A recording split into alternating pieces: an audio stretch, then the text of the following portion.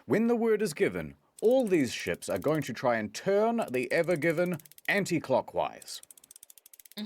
Looks great, guys! Do you think that this is gonna... I believe in the supermoon. This had better work. The supermoon! The guy with the ruler down by the shoreline yells out, "The tide has hit its peak!" El Sayed commands over the radio. Let's go! Start main engines. Tension on.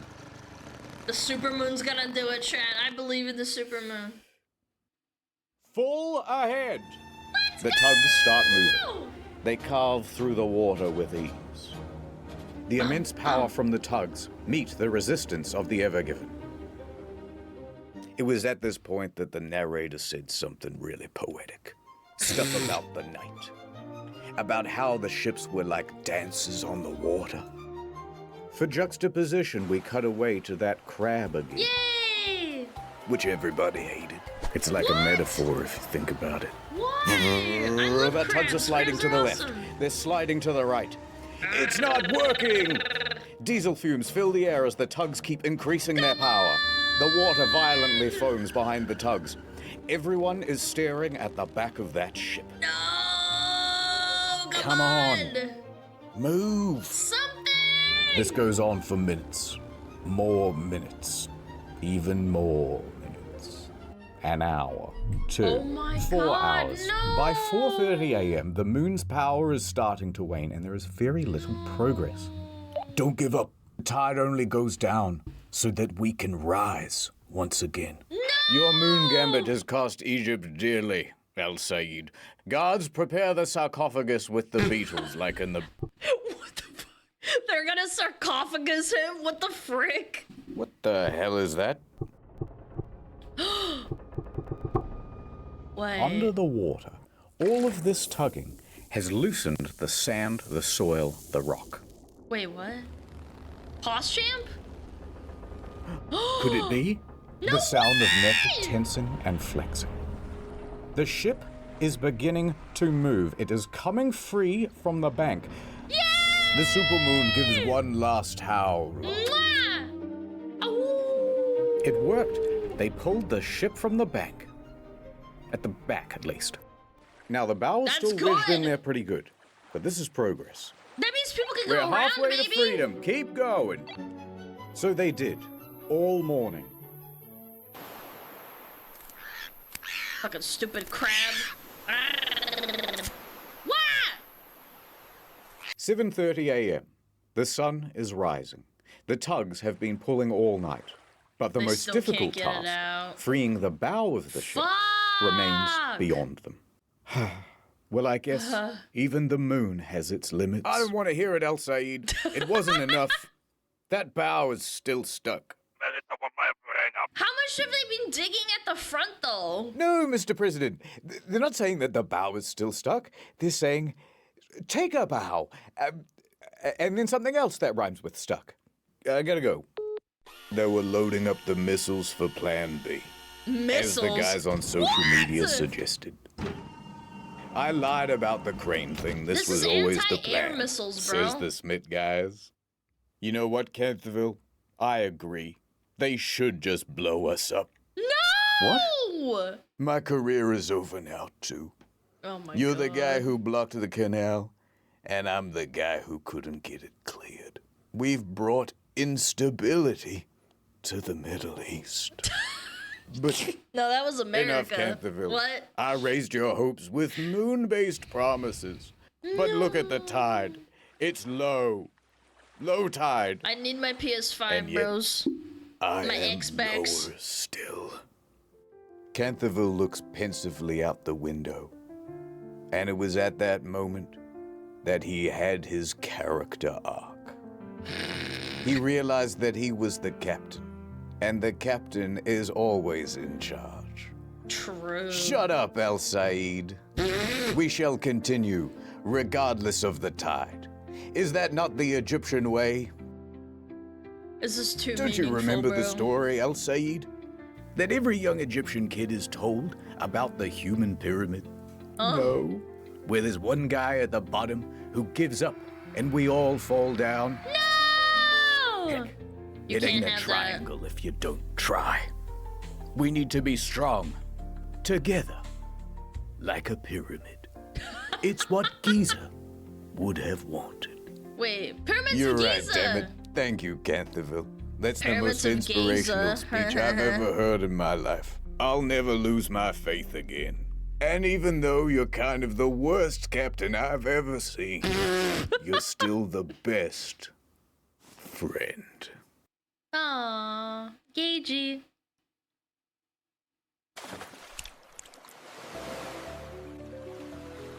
Yippee! So they pressed on all morning, enthusiastically and vigorously tugging away, beating off the fatigue. Excuse me? But to no Beating avail. off what? Okay, everyone, take a break. Copy. We'll have lunch and pick up again in a couple of hours. Then suddenly, one of the Smith guys comes busting into the room. I've got an idea. What? Everybody turns and looks at the Smith guy. All right, well, sorry about the boring diagram, but take a look at this. Remember how we emptied the ballast tanks before? Yeah, of course. Yeah. Well, now that the ship is half floating, what if we refilled the ones at the back? On this part of the diagram, where the ship is almost floating. That way, it will sink lower here and allow the bow to sit up even higher on the bank. Canthaville gives El Said a knowing nod. I got That's not this. a bad idea, I know actually, a guy who owes me a low-key. favor. Please, please, please, please, please, please, please, please, please, please, please, please. A few hours later, the ballast tanks were filled. And it worked. The bow lifted, ever so slightly. That's good enough. It's working, it's working. And it gets better. It's now 2 p.m., and that means high tide. high tide. Yay! Guys, High tide. I've got another Low tide. technical issue. High tide. All right, what is it? It's easier if I show you with a drone. Hold on, let me try again. All right, you can see the ship is lodged It's a Subway sandwich, bro. at the front. Dude, Subway's The gonna guys are sue. pulling, but it ain't budging. However, a lot of force is building up here. And what if it were to break free? The sudden release could propel the ship straight across the water. He had to film this. He got a bunch of gravel. He got a table. He put on gloves, got a Subway sandwich. What is that? Spinach, lettuce, and I don't know, I think it's pepperoni. And then he filmed himself pushing it to pretend it was the boat. Dude, imagine trying to justify this writing off on your taxes. Yeah, I bought a Subway sandwich at, you know, August 5th. With a hell of a lot of momentum. It's It big could momentum. span the entire canal and land on the opposite bank, only to run aground again. Oh no! Worse still, it could pin these small tugs in its wake. Oh no! Ah! No! What a waste! Dangerous. I could have eaten that. To solve this problem, they did a bit of a safety briefing, and they got some rope. 4 ropes, actually. More rope! Tying the bow of the ship to somewhere on the land. The lines look great, guys. With the contingency in place, the tugs start up again. Yay! And about an hour later, at What's 3:05 up? p.m., Ooh. movement. Come on. The bow began to shift. Let's go! Okay, that's definitely moving. This is it. It's working. The ship made a big noise as it accelerated from the bank. Yippee! And at first, excitement and relief. The Come bow on, come was on, come coming on, come free. on, come on! But uh-oh. Remember that concern about the overswing? Uh-oh. Well, it's happening. No! Okay, the only source we found for this part of the story was Bloomberg, but they said that it happened and we wanted to build it. So this recreation is how we imagine it went. The 4 support ropes take strain. Oh, cheese and Then, crackers. snap. No! One of them breaks. Do you think it's going to hold? I think it's going to hold. This is Move bad. those tugs out this of the way. Is bad. This is so bad, chat. This is really bad. This is not bueno. Snap. Another rope breaks. No! Captain El Said. We're panicking! It's gonna hold. Get your tug out of the way, but it's gonna hold. Snap. A third rope breaks. The last one! Get out of the way! Get out of the way! Run! A single strand is the only thing holding this ship from swinging all the way to the other bank and being stuck forever. Without even realizing, Canthaville grabs El Said's hand, Why you gotta make him gay, cheese? squeezes it tight. It's gonna hold. Is being gay illegal in Egypt?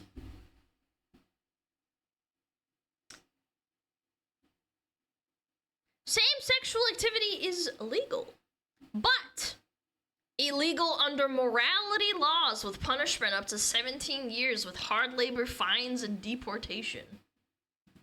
That's not good. That's not very good at all. You're a madman, Canterville. He can't be holding his hand. Mad passionate about this canal. So yes, and I yes. ain't afraid of nothing. He said very Mamma mia. cold-backedly. The engine's shut off. All that could be heard is the squeak of tightening rope and the scream of torsioning metal. Sacre bleu, said Abdullah, but it is slowing down. It's straight It comes to a halt. No way! The final rope held. Wow. They really did it. Madmen.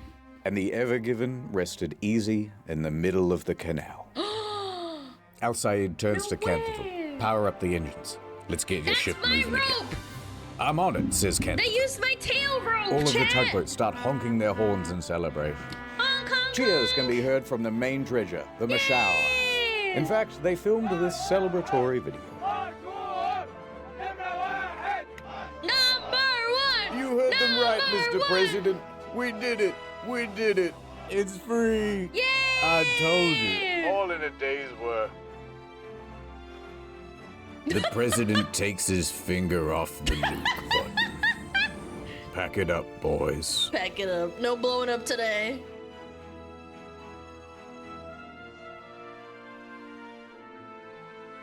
I can't believe it. All that digging really must have Abdullah, made a you difference. did it, mister! I just... Oh, Oh. good. Everybody hated that crab. Oh. We did it, Gene. that We crab. did it. Gene? Where are you? Captain, who are you talking to? Wait, what? Gene! Captain, There there's was no Gene Gene. on board. Wait a minute. Ever Given? No. What? It's impossible. No. Gene, wait. Thank you. I'll always remember you. What a Can't twist, forget. Trent. So And he's so not gonna the get canal was prosecuted for clear being once gay. again. And chop chop.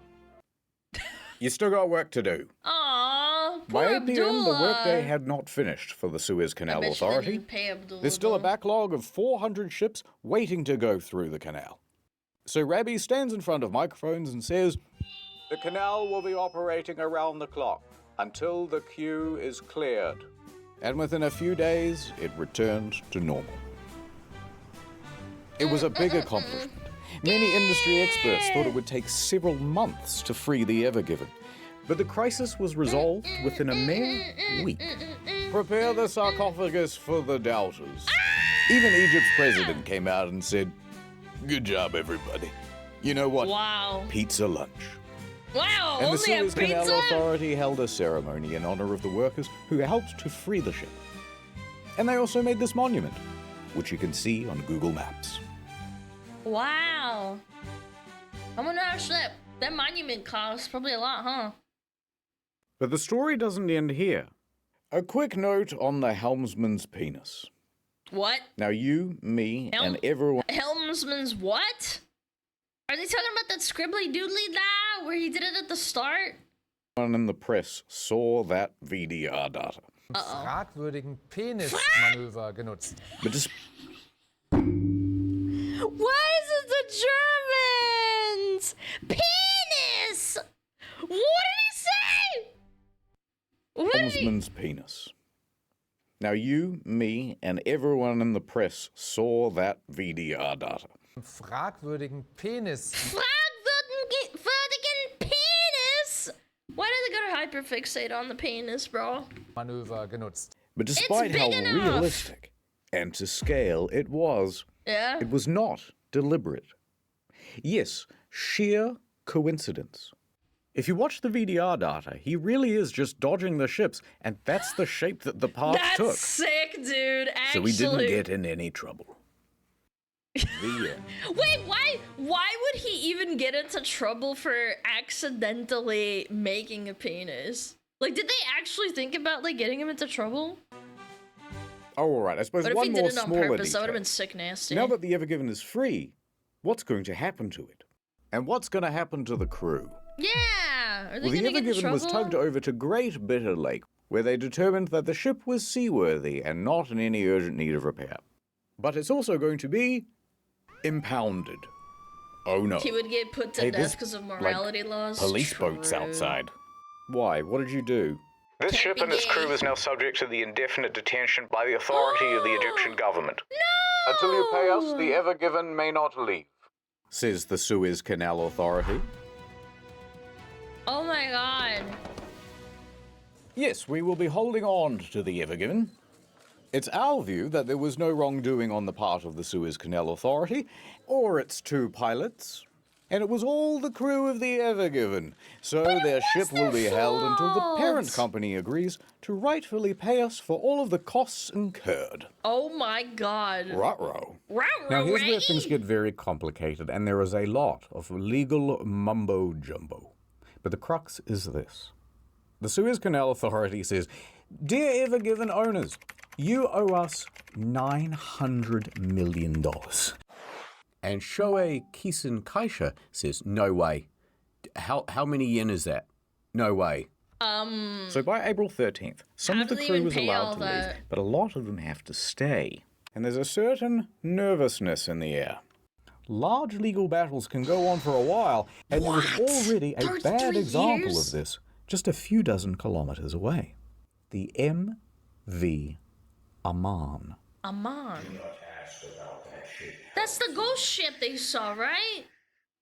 The MV Aman is a much smaller vessel, and it has been abandoned for years, detained by the Egyptian government in 2017 for expired safety equipment.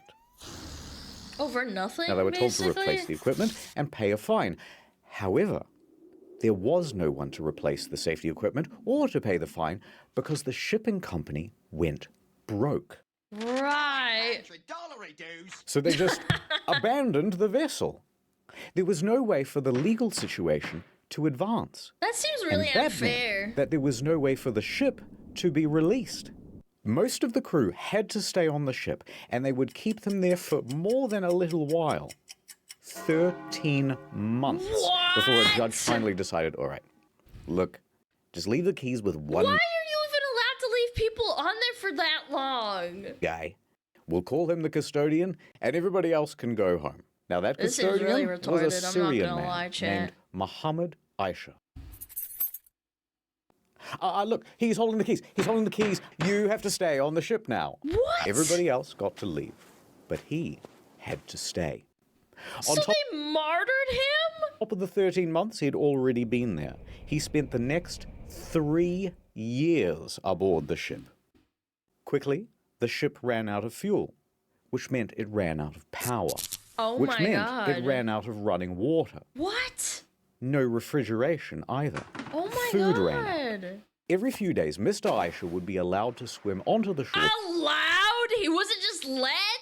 to get food, water, charge his phone, but he was only permitted for about 2 hours until they would tell him to scoot. What the fuck? Dude, this is actually unironically one of those fucked up things I've ever heard. What do you mean? Allowed for 2 hours?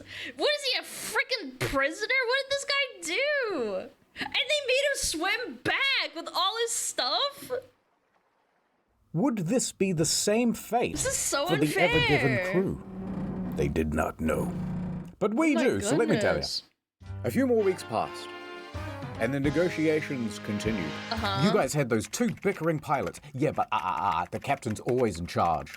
Sorry, who didn't arrange for tugboats while we were going through the canal? Oh, that was you guys. I'm gonna put 20,000 containers on one of the largest ships in the world and go double the speed limit, then complain about tugboats.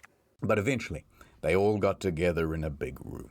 And they went, I'm sorry about all those things I said and those emails I sent. I didn't mean it. Okay. I was tough on you as well. They embraced. They made amends. They made love. They And did not agreed, make love. All right, you can keep For using legal the canal, reasons, this is but a joke. sometimes we get to go fishing on the boat. That's fair. That's tough, but that's fair. What? They shook on it. It was an Egyptian handshake. They do the thing with the elbow. There was a mummy. What the fuck? This story sucks. By September, I like the crew it, was it's allowed ridiculous. to return home. They only got MV Amand a little bit. And that guy on the MV Amand, he got to go home too. Why not? Get out of here, you scamp. The Ever Given made its delivery to Rotterdam. They did it. All the cargo is here. Although, it wouldn't hurt to check. 1, 2, 3, 4, 5, 6, 7, 8, 9, 10, 11. Canterville continued his career in shipping. It wasn't the end. Maybe just one more for the road. Yay! It's a great time to be a cargo ship captain. I can tell you that much. Al Said returned the Lunexicon back to the Sphinx. Thank you, old friend. Yay! And the Ever Given had some minor repairs done to the bow over in Qingdao Port in China. And then she was ready to set sail again. Thanks, China. The Ever Given was released back into the wild. It sailed into the sunset. Ever since then, global trade has improved. Yay! Prices have gone down. Oh my god, I'm getting PTSD. EB games. This is an aggressively Australian New Zealand thing. The economy flourished once again. Yeah, about that. Food returned to the supermarkets. Mothers clutched their babes. A litter of puppies. Ah. And peace was finally restored to the Middle East. Let them Photoshop those. Forever. Yeah, about that. The end. Yay! Thanks again to Salee, the easy way to get data on your phone when you're overseas. And 15% off? Now that's a good deal. That's a good deal, chat. That's a good deal. Oh my goodness. Yay! We made through it! That was awesome! Thanks, Mr. Internet Historian. That was fan-frickin-tastic. Did you guys like that? Was that fun? I liked it. It was a good story. It was a good story. It was fun. And it also reminded me of when my friends were all complaining about having missed Amazon package shipments. Because that clog was epic. It really did screw over so many people. Yeah. Bro recommended it so similar. Well, great minds think alike. What can I say? Nah, that was really good. That was fantastic. Okay, we got 20 minutes until the next ad. My X-Pack is stuck in the canal. No. No. Yo, Corbin, thank you the 19 months. Thank you. 2-hour video coming up? Was it 2 hours? Was it really? I wasn't looking because I was having fun. Yeah, I just wasn't paying attention. That was a blast. Blast and a half. Yeah, did we have a little bit of a lag spike? I think we did, didn't we? That sucks. Do we run ads? Yeah, I guess we should. Yeah, we do it. Welcome back, guys. I'm gonna run some ads because it's cringe. Let's do it. Let's do it. Yippee. Ads. Imagine being stuck 22 hours a day in a place with no power. I think that's like almost as cool as going to jail. I don't know. It's really weird. That is very, very weird behavior. Bum bum bum bum bum bum bum bum bum bum. Bum bum bum bum bum bum bum bum bum bum. What ads are we gonna be watching? I don't know. I hope you don't get something like I don't know, ED. That would suck. Some ED. Nothing beats at to holiday. A keeps ad? Yeah! This is jailless shower and food. Yeah, they don't make you swim across, like, you know, nasty ass, what is it called? Like a ship bay or something? And then you only get 2 hours to get, like, food? It's so cruel. Like, I can't believe that's, like, an actual story. That seems so out of pocket. Na na na na na na na na na. Oh, my phone's dying.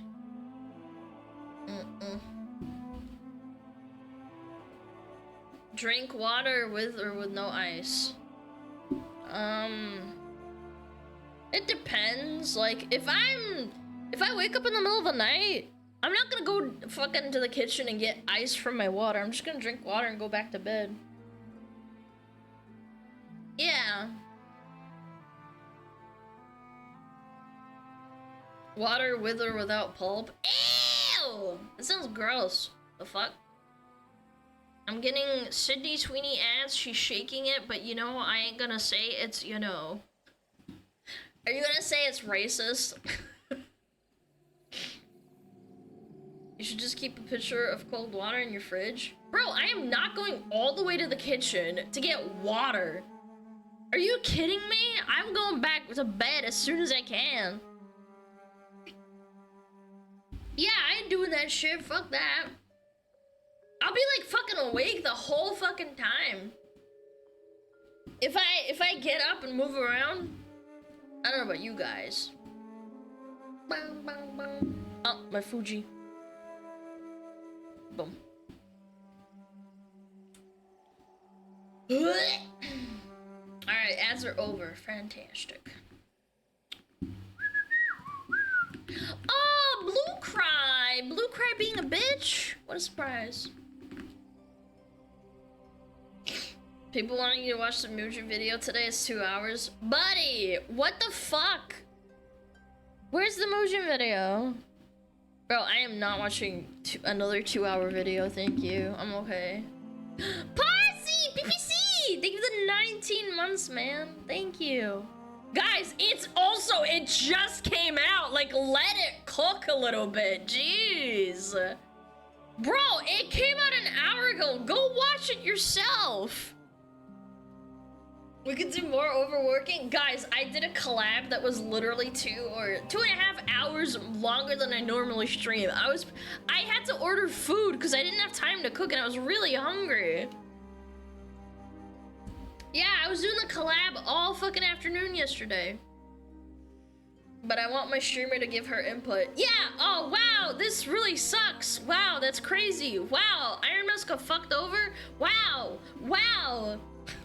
You guys are so crazy. You guys are crazy for that. Oh yeah. Alrighty, let's watch this. Can we watch Defunct Lang? How about you watch this dick fly in your mouth? Yeah. Yeah. Okay, chat. Blue Cry is collapsing even more because users are all canceling each other. Chat, what do I say about people that love to cancel? They will always eat themselves first. Never trust them. Welcome back, guys. Hope you've been having a great week. And I noticed you guys like the Blue Sky videos that I've made before. Yeah, Blue Cry's pretty funny to laugh at. I'm glad you guys enjoy them. I also enjoy making those videos. It's a funny topic for me. And so I've been keeping tabs on Blue Sky stuff. Yippee! Kind of like accumulating enough Blue Sky content to make another video. And great news, as you could probably tell because you're watching this, I now have enough content for another Blue Sky video.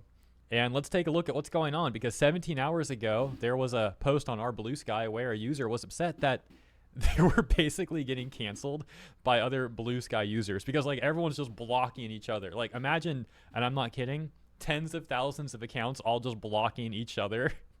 It's like, dude, the engagement on Blue Sky, from what the subreddit has said, is like already pretty bad.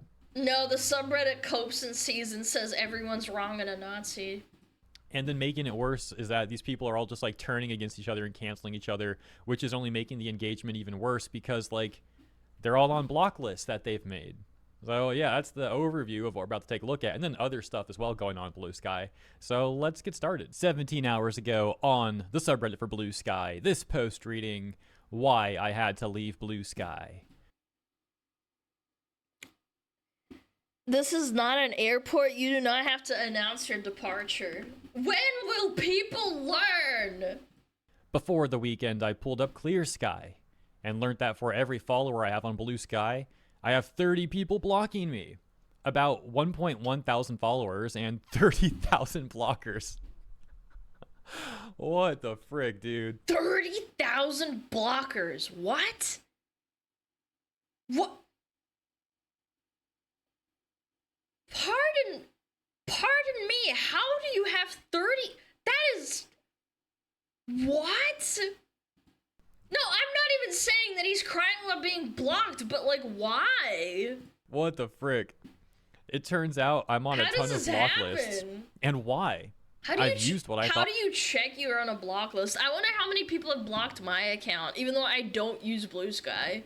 Were innocent starter packs of journalists to get going, which again had people on them that got me auto-enrolled into block lists. I'm not going to mention who, but neither was someone I had much knowledge about. I left Twitter because I can't stand the right-wing BS, and I'm generally Of course, repulsed by the blatant racism on there.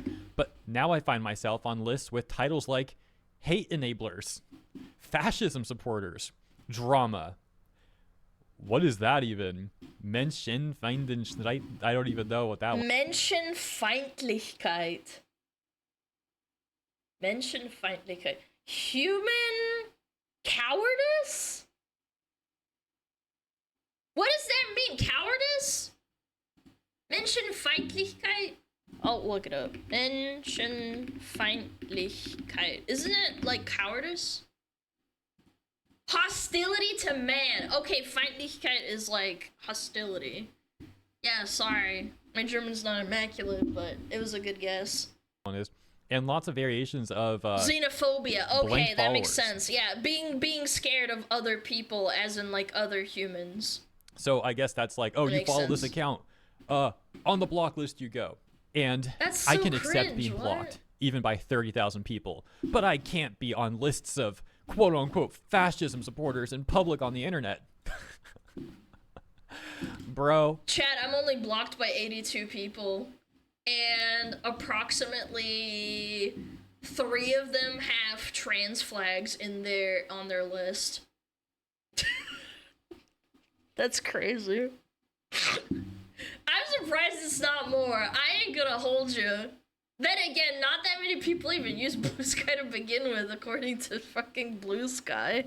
Leftists have watered down the word fascist so much. It's just really ridiculous, really. I've literally seen leftists getting called fascist by other leftists who are further left than the ones that they're accusing of being fascist. Like I said, I mean, this is one word out of many that has just been watered down to an extreme degree. Like, dude, I literally had Blue Sky users accusing me of being a fascist because I was criticizing SAG-AFTRA.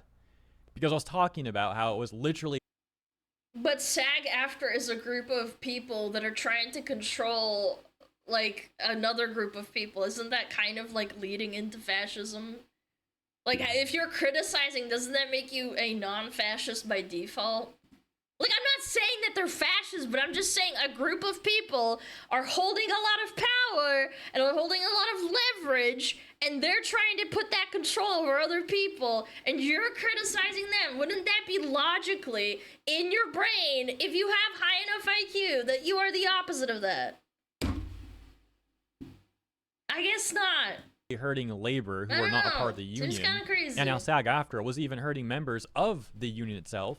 For example, during the pandemic, they raised the minimum requirements for healthcare, and thousands of their members were then removed from their healthcare plans during the pandemic. Disproportionately, also, a number of these members were seniors who had been paying into this plan for decades. What? Then SAG's like, oh, you know what? We got to raise the minimum requirements. Oh, you no longer have healthcare with this plan. That's too bad. I talk about it. Wow. I get accused of being a fascist because I'm not blindly supporting SAG-AFTRA because I'm not bootlicking for them. I mean, it's a complete joke. And then they say this.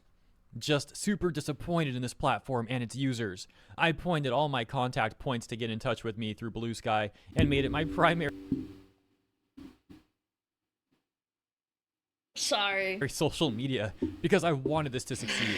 For new users, I think I'd recommend if you're going to use Blue Sky, be anonymous. Plus, don't use starter packs. But man, what the hell is this? Wait, what the hell is a starter pack? Man, that's really killing the value for me.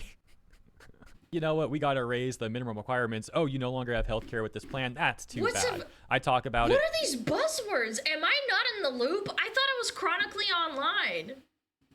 I get accused of being a fascist because I'm not blindly supporting SAG-AFTRA because I'm not looking for them. I mean, it's a complete joke. And then they say this. Just super disappointed in this platform and its users. I pointed all my contact points to get in touch with me through Blue Sky and made it my primary social media because I wanted this to succeed. For new users, I think I'd recommend if you're going to use Blue Sky, be anonymous. Plus, don't use starter packs. But man, that's really killing the value for me. Oh my gosh, man. But we are left with a question now. And the question is, what was that Clear Sky thing that was being mentioned? Well, yeah, I just looked it up. I'm gonna go through what these... Dude, these lists are so funny. Oh my god, this is actually content. Guy.app. You guys are gonna love this. And this is the first time I've seen it with you guys here in real time. So 35 million or so active accounts, 13 million deleted, top 5 blocked, top 5 blockers. I'm assuming this just gives you insight into how many people are blocking you on Blue Sky and like some of the most blocked accounts. And right at the top, you can see JD Vance, I guess, has 154,000 people blocking him on Blue Sky. That's still actually not a lot. I thought Blue Sky was doing a lot better. Yeah, 154,000 in the last 24 hours. Those are rookie numbers. Then top 5 blockers. Wait, what the frick? This dude's got like 3.2 million people blocked. I don't know. Are these all bot accounts or something? These usernames are really weird. Except, well, this one, I guess. Holy shit. I feel like I'm gonna say a slur on accident here. They, she, non-binary, transsexual. I don't know if I can say that word. I think it's a naughty word. White, anti-whiteness, being undone, redoing, warding off magic, exploit forward. Dude, it feels like I'm saying like Avada Kedavra, Hogwarts spells. This is crazy. These look like bot accounts. White and anti-whiteness. But then this one's like actually got a bio. They, she, non-binary. Yeah, I don't think you can say that word, chat. I don't ever use that word, so I'm not sure. Pansexual, dyke, Don't white, say it. anti. What? He said it! What? And he's not banned! I'm not gonna say it still. White anti-whiteness, being undone, and what the frick? Okay, yeah. Anyways, I guess I understand what Clear Sky is. It's like I said, something that lets you have insight into who's blocking. He's more who powerful and stuff than I like am. that. Sorry. Not gonna lie, guys. I'm still on that like a white anti-whiteness thing though. Like, yeah. What does this person do in real life? Do they have a shirt that says like "I'm sorry for being white" and they like walk around with that or something? Yes, absolutely. Like I'm wondering now. That but you know like what? For my own wardrobe. for my own sake, I should probably just move on and not think about it too much, I guess. And then we've got this post from only 7 hours ago titled, "Unable to get politics out of my Discover feed no matter what I do." I use my Discover feed to I bet you this person thinks that anything discussing anything, like not even like actual politics, everything triggers them and they can't help themselves. You know those types of people? find new accounts to follow and hopefully see interesting things. But after 2 minutes of browsing, all I see is politics for the rest of the day. Oh my gosh, man. Blue Sky. Yep, that's Blue Sky for you. Yep, I've tried muting and blocking accounts, muting words, pressing show less like this, which only shows me more. And show more like this, which removes any post like it for a day and gives me those kind of posts for like 5 minutes the next day.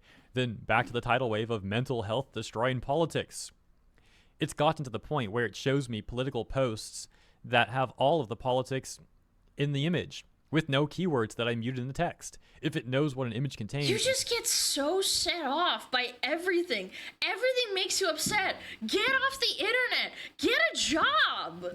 Why can't it show me? I swear, when I was chronically online, like, yeah, I was overall a little bit less unhappy because I was bombarded with a lot of negativity. When I got a job and I had to go to work every day, I was too tired to care, like low key. Yeah. Art of things I'm interested in that I keep marking with show me more. Also, why do I keep getting topless hairy men on my Discover?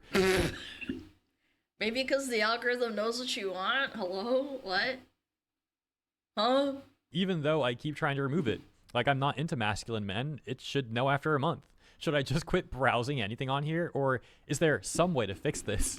So, this is obviously hilarious. And it reminds me of something that's slightly off topic. I was talking about a modern audience type of subreddit a few weeks ago that was complaining about Asmongold and myself. Yeah. Saying that we're, like, radicalizing people or something like that. And it's like, dude, look at Blue Sky. You want to talk about, like, radicalizing people. Apparently, if you're on Blue Sky, or some people on Blue Sky, rather. Guys, like, you guys are gonna love the block list I'm on. I'm gonna give you a little, I'm gonna give you a little bit of a taste. One of the lists I'm on is transphobic assholes. I thought Blue Sky thought I was trans. Yeah, apparently I'm a transphobe. Yeah, I didn't know that. this person. It's just like nonstop mental health destroying politics. Dude's even trying to see less of it, and it shows him more. I mean, you want to talk about trying to radicalize people. I think you have a great example here, but I doubt the modern audience would be upset with this. You know, they're probably so supportive of this sort of thing. This is the exact sort of thing that they probably want to be pushed onto people. It's not really working. I mean, the person earlier was anti-white. Wait, actually, you've got a good point. Yeah, maybe that's how they think. Out so well, though. I mean, people like this, you know, this guy signed up for art. Yeah, you're right. He was down to use Blue Sky. He wanted to see some art on there. What's he get? No art. Instead, he gets naked men. Married men based on it too. What? It's the algorithm. It's a self-report. If you get keeps like anti-balding ads on your Twitch, I don't know, man. It's targeted.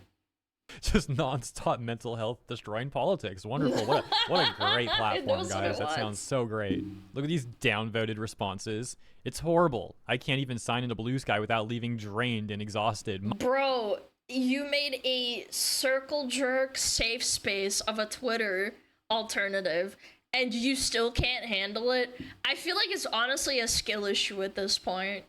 You're actually just a full-blown pussy. Go dig a hole in the sand. I don't know. Go plant some trees or something. Stop getting on the internet and making yourself upset. When the internet makes me upset, I just walk away and go for a bike ride. I don't know. I feel like everybody should do that. Minus Go 7 lift downvotes. some weights, you lazy jerk. 85% of Blue Sky is left-oriented politics. It's kind of why the app plateaued. Minus 14 downvotes. It's working as intended. It's supposed to be a left-leaning alternative to Truth Social and X, which are dominated by right-wing politics. Well, surely Truth Social would be, obviously, you would expect that, but saying X is dominated by right-wing politics is... No, I think it has both. If anything, I think Twitter's like, you know, everybody says shit about each other. Actually not true. It's more even than it ever has been. Like, I will routinely see leftist accounts on Twitter getting tens of thousands or even 100K plus likes on a tweet about like leftist politics, and simultaneously I will also see right-leaning accounts getting tens of thousands of likes or 100K plus likes on a tweet about right-leaning politics. It's just more even now than it used to be. I mean, Twitter used to be predominantly a left-leaning outlet, and now it's more 50-50. I'm not saying it's exactly split even 50-50, but it's more balanced than I think a lot of platforms are, certainly more than Truth Social or Blue Sky is. Yeah, and I think that's a problem. I don't think we should have separate platforms for separate opinions. I think that's where echo chambers are created. Also, I said outlet, I meant platform. Moving on. Here's something that's totally not cope, guys. Not cope at all. Because Blue Sky is not dying, actually. I mean, look at the data. Oh my Blue Sky's decline seems to have mostly stopped over the past 3 weeks. Mostly stopped. It's in the last 7 days. It's gone flat.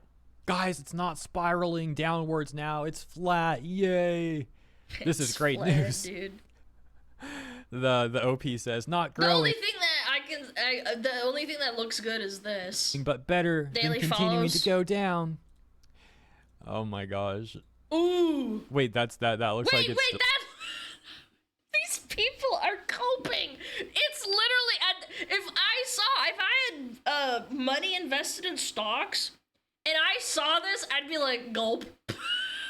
What do you mean? It's going up. It's gone flat. It's not, buddy. Like going down though. Okay, there you go. Yeah, a little bump in yeah, daily that's followers daily here, followers for whatever but, reason. I mean, these two are still lower highs. That's not good. No, go back to the 1 month or whatever it was. And basically, yeah, it's I guess leveling out a little bit there, but yeah. I mean, this doesn't look good, man. This doesn't look good. The only one that's a little more optimistic is this one. This is great news for Blue Sky, everyone. Let's celebrate, get the confetti and all that. And then we had this, a fusion that can only be born out of the Shadow Realm itself, guys. Oh my god, this is terrifying. Why does it look so scary? Guys, Redditors on This Blue is Sky striking avatar. fear into my soul. I'm making a Redditors on Blue Sky list. Which logo? Bleditor. Red sky. Wait. Blue sky, red sky, Bleditor, Redditor. Do you like better? I feel like I'm casting spells. Oh man, you know, I'll give this person a little credit and a nice cute little gold star for trying to be creative here. But like I said, why would you ever want to fuse Redditor with Blue Sky user together into one thing? I mean, I couldn't think of a worse combination really. Obviously there's worse, I'm being facetious. But yeah, enough jokes, moving on. Oh, wait a second. This post is also a joke, isn't it? Let's take a look at this. It's pretty clear now, Blue Sky is a threat to its competition. They are afraid. Weeks now, out of nowhere, you kept seeing posts about how Blue Sky is dying and how it's an echo chamber and how it will totally die because it doesn't accept right-wing extremists. You guys are literally infighting and like blocking each other on massive block lists, but okay, right? The thing is, when a platform dies, nobody actually talks about it. People don't make constant new thread and articles about it. It's not dead yet. Like, what is this person even saying? They don't even understand the difference between, like, the platform is not going well and is dying, so to speak, and, like, it's actually, like, gone. It's, like, not a thing anymore. They're actually just huffing the biggest copium I've ever seen. Blue Sky's not doing hot. It's not completely dead. There's still people using it, obviously, but to cope and say, guys, it's leveling out, and then the graph is quite literally in a downward trajectory. Like, I don't know, man. This is some fat cope. People don't make constant new thread and articles about it. It's not dead yet. Like, what is this person even saying? They don't even understand the difference between, like, the platform is not going well and is it's not sold dying, off so yet, to speak, chat. and, like, it's actually, like, gone. It's, like, not a thing anymore. It's, like, completely different point. It's almost as if this campaign is targeted by someone. Wonder who? The people who benefit would be its competition. Threads being a great example. Yeah, the Russian bots. Nobody cares about Threads. You barely see anyone talk about it, and I am only mentioning that because many Doom posts coincidentally seem to endorse Zach's AI-filled products, which kind of sound like Zach is likely behind this campaign since nobody uses Facebook anymore, other than bots and boomers. Okay, so hold on. This person is trying to make the argument that. Okay, actually, first of all, who the heck is Zach? Do you mean Zuck? I was like, who the fuck is Zach? Look, he must mean Zuckerberg, right? Not Zach. So Zuck, I'm assuming. So he's making the argument that Zuck is behind all of the Blue Sky is dying posts from various users on their own subreddit, and many journalists across various different outlets, both left-leaning and right-leaning outlets, have made articles about Blue Sky dying, and people like Mark Cuban have even criticized Blue Sky. AOC doesn't use Blue Sky anymore. She like left Blue Sky to be active on Twitter. But you're telling me that Zuck is behind this? You are going to go to the place. Also, even if you like Blue Sky, you are going to go to the place where there's more people. I'm sorry, but some people actually need to like make posts and make art posts. And even if you hate Twitter and you hate everything that it stands for, it's where people are. You probably just can't afford to like use anything else. The alternative is to use something that doesn't give you any more exposure than the other option. Where are you gonna go? To the market that has 300 people in it, or the market that has 800,000 people visiting it every day? Obviously, you're gonna go to the one that has more visitors so you can sell more and actually make a living off of it. Duh. Oh, and all the people who've made videos talking about how blue sky is dying, like myself. It's a stupid business Somehow, move. like, Zuck is controlling us or something. Like, bro, is it really that hard to admit that people are just finding it amusing, taking a look at the analytics of blue sky and that it's like falling? And it's not like this is something people are obsessing over. The last video I made about this was a month ago, and these various outlets, no matter what political ideology they like lean on, or you know, the direction they lean to, they're not obsessing over this. They've all written like an article here or there. It's not really like that big of a deal. But to this person, it's such a huge deal. There must be a giant conspiracy behind it, and freaking Mark Zuckerberg is controlling all of this. It's all the fault of Zuck, because he can't stand the competition that is Blue Sky. I mean, this Blue Sky platform is such a threat to Facebook and Instagram and Threads. I mean, to be fair, Mr. Zuckerberg has such a strong boomer ball hold over those people. They aren't gonna leave Facebook until they all pass away.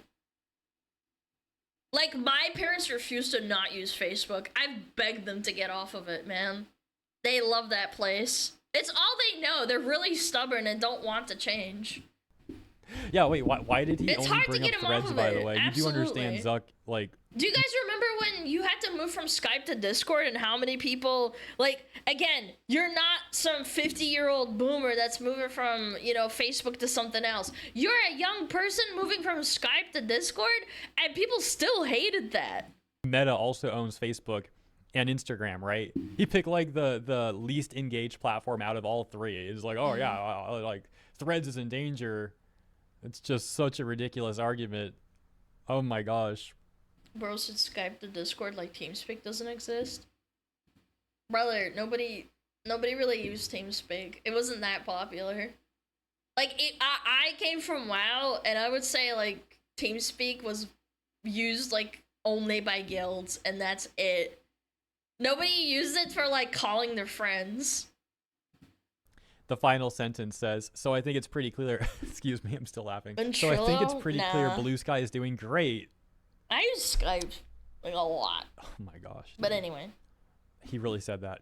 If you're Otherwise, there boomed wouldn't be out- such constant talk about it and threats that it should change or it'll die.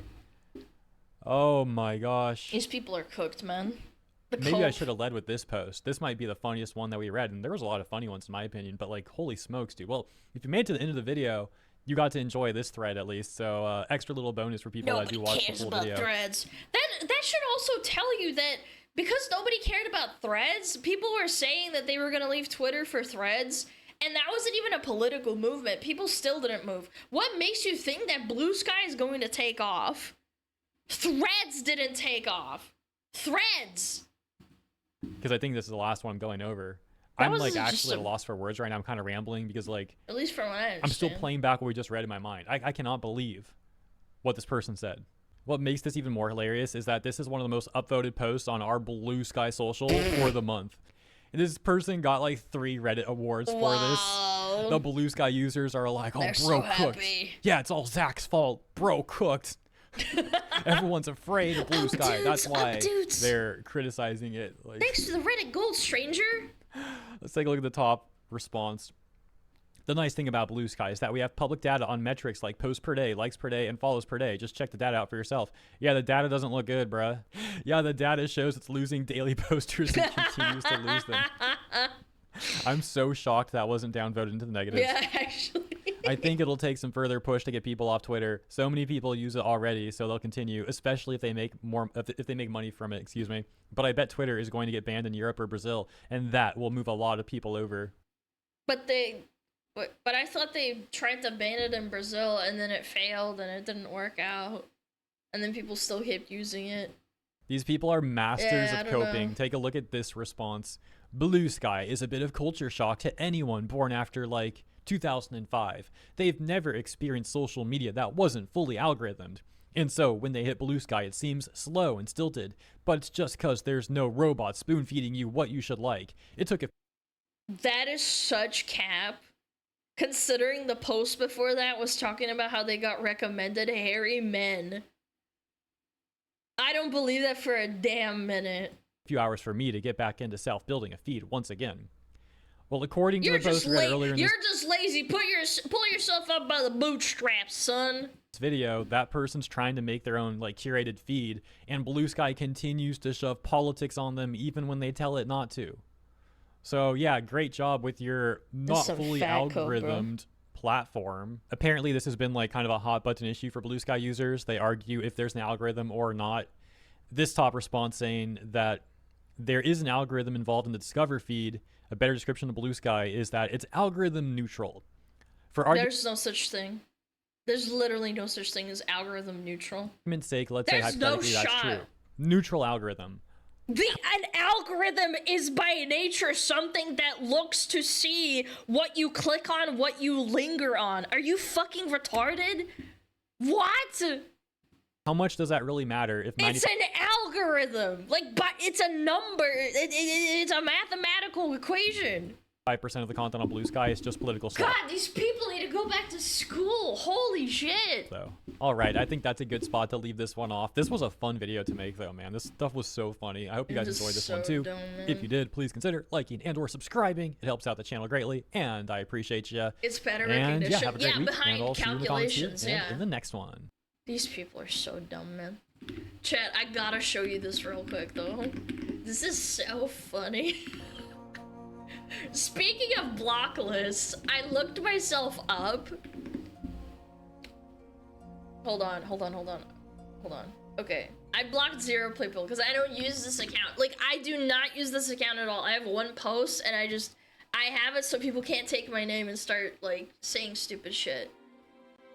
Yeah. Blocked by 82 people. I'm surprised it's not higher. I ain't gonna hold you. Lots of people with trans flags. Lots of people with crazy names, hashtags. Trans flag. United States, Europe flag. Bunch of VTuber who's.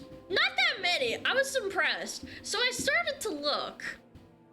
Do you even post there? Nope, I do not. So, I looked into lists blocking. I don't have any. Lists on. Transphobic assholes. And their name is in Transify. I'm a racist MAGA bigot. Nazi Fox defenders. Users that defend Kirsche and any other Nazi VTubers may also include other VTubers. This guy has 1,700 people on his block list. You are actually mentally ill if you have that many people on a block list. I'm not even kidding. Just users who I've blocked across all my accounts, multiple by the way. This could be because I don't agree with you politically, e.g. MAGA biggity. Guys, I didn't know I was MAGA, I didn't know I was racist, I didn't know I was biggity. I am so sorry, I'm just finding out from Blue Sky users.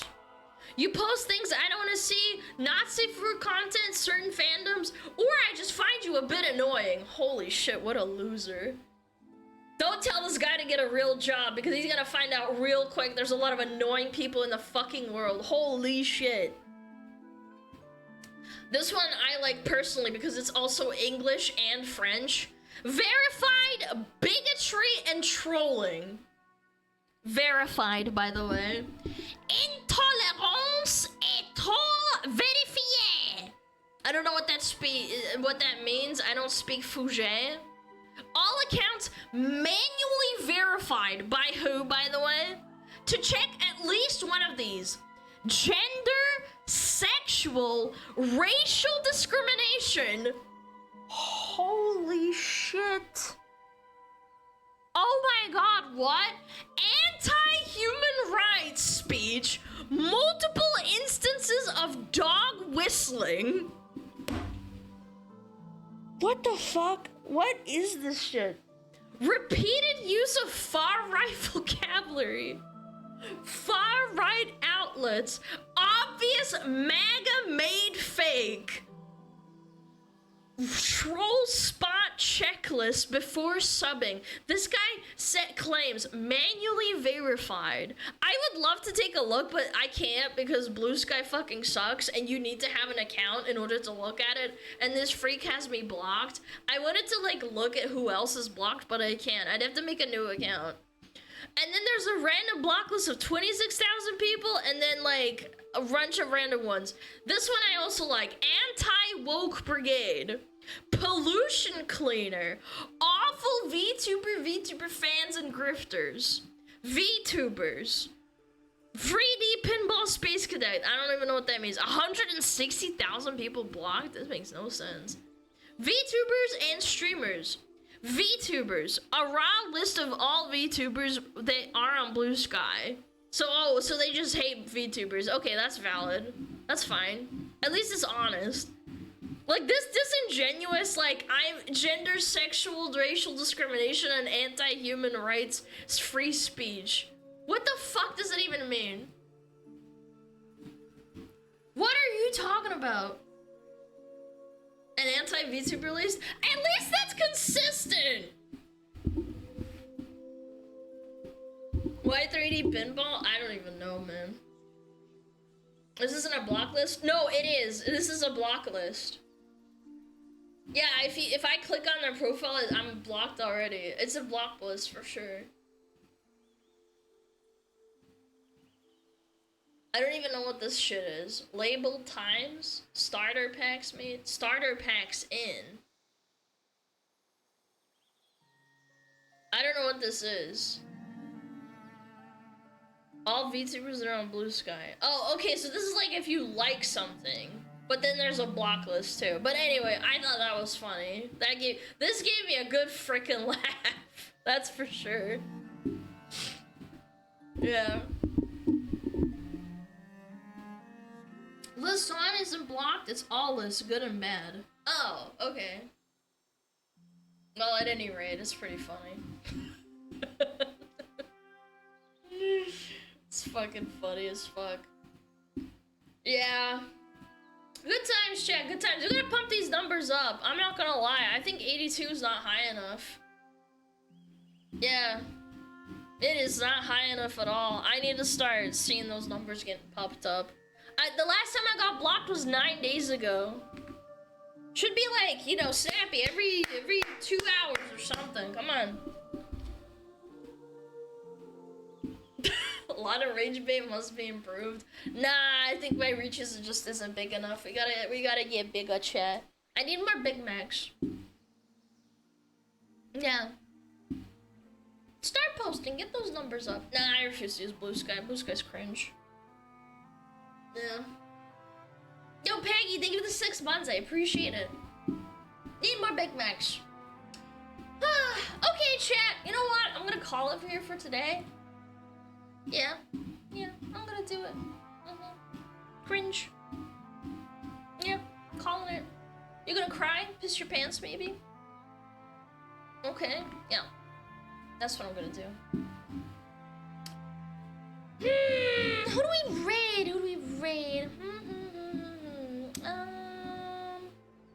Nina. Oh, Jennifer. Lena, Tricky. Who else? Chibi Fartdoki. Ooh. Lime Malicious, Michi, Henya, Niners. Asmonbald. Skandi. Ooh, we haven't raided Skandi in a bit, huh? Yeah, let's do Skandi. Why not? No. Alright, chat, tomorrow's Car Crash Wednesday. Don't forget that, I think, right? It's Wednesday tomorrow. Yeah, it is. Okay. Yeah, I hope you have a great rest of your day. I had a really fun time today. It was really, really fun with all the reacts and stuff. I hope you have a good day. Please take care of yourself. Stay hydrated. Piss yourself. I don't know. Please take care of yourself so you can come back tomorrow and we can keep building this block list. Alright, guys. I'll see you tomorrow. Thanks so much for watching. Thank you all the buddies, all the subbies, and the resubbies, and all the kind words.